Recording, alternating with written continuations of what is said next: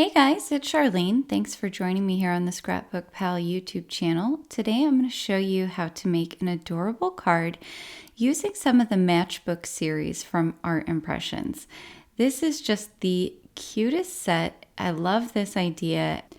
It's a card, but it's also a pop-up, so it can be easily displayed as a gift. I love it. So I'm going to start out here with the birthday set. And again, these are all part of the Matchbook series from Art Impressions. And this set comes with the stamps and dies that you're going to need. And then separately, I'm going to show you later, there is a template set that you'll need that works with all of the different Matchbook sets. So I'm stamping out all of the stamps from the birthday set. I'm using some alcohol marker friendly ink here, and I'm just making sure to get a really nice coating on all of my stamps. And I'm working on some plain white cardstock. So once I get this stamped down, like I said, we're going to do some alcohol ink coloring today. I'm going to be using my Copic Chow markers. Now, the ScrapbookPal store does sell Chow as well as sketch and original Copic markers, which is great. They also sell the refills for Copic markers, so they have you completely covered. So here for my violets, I'm using BV02 and BV04. And then for my pinks, I'm using RV13 and RV14. For the reds, I'm using R02 and R05. For the greens, I'm using G05 and G07. Now, I also have a lighter set of greens that I'm using, which is YG03 and YG06. And then for the yellows, Y02 and Y06. So I'm doing sort of a rainbow palette here, and I'm just deciding where to put the different colors so that hopefully there's a good mix and everything is balanced on the card. So you can see for the balloons, I did a purple, a dark green, a light green, a red, and two pink ones. And then for the hats, I have a red hat, a pink hat, a light green hat. For the chair, I'm doing that in purple as well. I love this chair with the little crown on top of it. It's the birthday chair. You know, I think maybe this year for my birthday, I'm going to ask for a crown so I can sit in a birthday chair. But I colored the crown in pinks. I just really wanted to go for a very vibrant, fun kind of color scheme here. So hopefully that's coming through for you guys. Now, because these are smaller stamps, I'm doing pretty simple coloring. I'm essentially going in with my darker tone and outlining the image and then coming in with the lighter color and blending it out. So there's not a whole lot of shading going on here just because those spaces are a little too small. You could also color these in with single colors. You don't even have to add a secondary dark tone and it's still going to look lovely. So if coloring is kind of not really your thing, but you love the idea of this card, give it a try. You don't have to be fancy with your coloring for it to look really cool once it's done. For the cake here, I've brought in some browns, E25 and E29.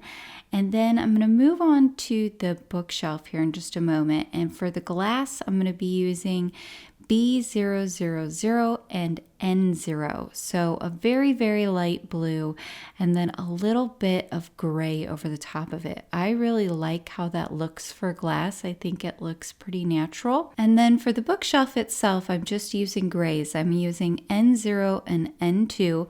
So the N means that those are neutral grays. And I'm also using those on the chair.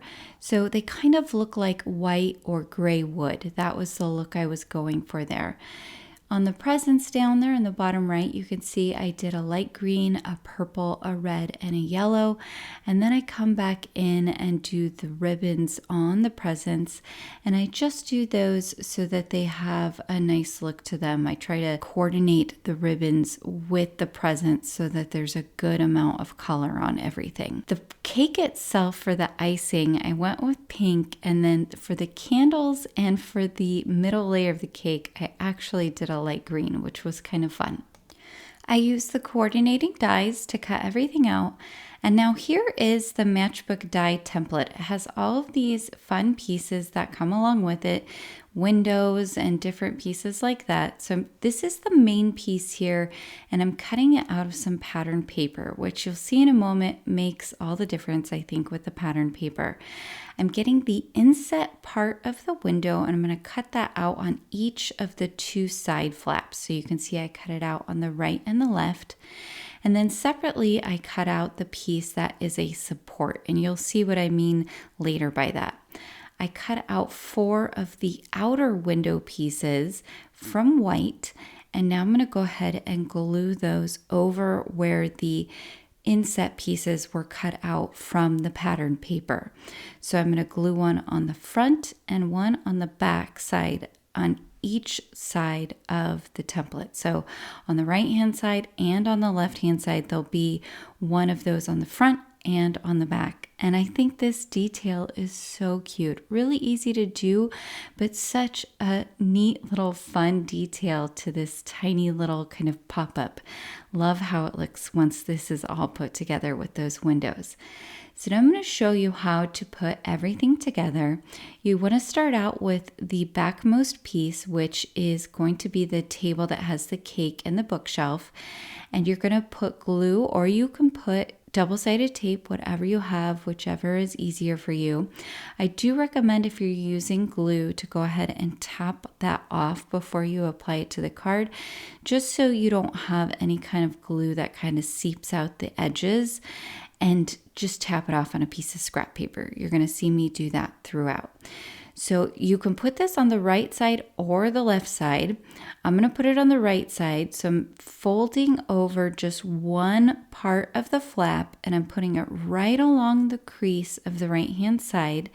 And I'm going to make sure that it's not too far down either, because that bottom flap of the template still needs to be able to fold over everything. Now on the left side, I flipped over both of the tab pieces, and I'm pushing everything down. And you're going to see this allows it to rotate to the right here so that it is popped up. You can see right there. So if you were doing it on the left hand side, you would just fold one little flap on the left, stick it in the crease on the left hand side, and then on the right part, fold over that whole tab. And you'd be able to have it popping up from the left side. For the rest of the pieces, they're fairly easy to do. You can see the chair I'm putting on the left-hand side. I folded the tab over. I have the glue on it. I tapped it off. Same with the right-hand side. I folded the tab over. I'm adding some glue, tapping it off, and then I'm going to put it right along the right-hand edge. Now you do want to put it right up against the edge, because when you fold those side flaps in, you want to make sure that everything can fit in on the card. Now the presents do have a couple of extra score lines on them, and that's so that they can kind of fold in on themselves when you're folding up the card. Anytime you're making a pop-up card, you do want to make sure that you get everything down really well and that you work those creases multiple times. So I definitely recommend going in with a bone folder, running it along those tabs so you can make sure that they're down really well. And then for any folds, any creases that are in your card, running over those with your bone folder as well. And you can do that several times. Doing that is going to help your card open much more easily. So you can see here for the little party hats, and then also for the sentiment, those are being glued down onto that bottom flap that comes off of the template. And you can put them anywhere you want to on that bottom flap, as long as they don't impede your ability to close that bottom flap up, because you're going to need to be able to fold it over everything. I put my sentiment right along the front in the center, and then I put the little party hats a little farther back and to the left. So that's everything that needs to go on to the inside of the card. You can see I'm coming back in with my bone folder. Just a great idea to do that multiple times. And there's everything. Doesn't that look so cute? All right, so I'm folding it all up. I folded in the presents and one flap, and then I folded in the other flap. Now I'm folding up the bottom, and then I am folding over the top. And there's a little kind of cutout in that bottom flap that makes it so you can pop the top over in there. So now you can see why this is called the Matchbook series, because these little cards look like matchbooks when they're all folded up, which is kind of neat. So I've got the little back support piece here, and I'm just gluing that down on the back. And that piece is there just to provide some extra support so that if someone's displaying this, it'll help keep it from falling over. So once I have that on there, I'm going to show you guys this, the cute Matchbook envelope die. Now, this is a separate die. You don't need this. The Matchbook itself, like you saw, does fold up and would look adorable by itself, but the envelope die is just so sweet.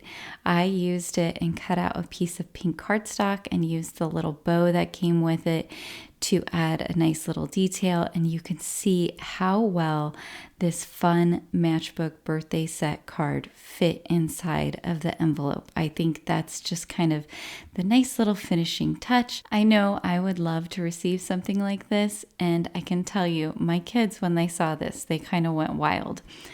All right, guys, that finishes my card. Please be sure to like and subscribe, as well as hit that notification bell so that you'll get notified about future videos that come out here on the ScrapbookPal YouTube channel. Thank you so much for joining me, and I hope you all have a wonderful day.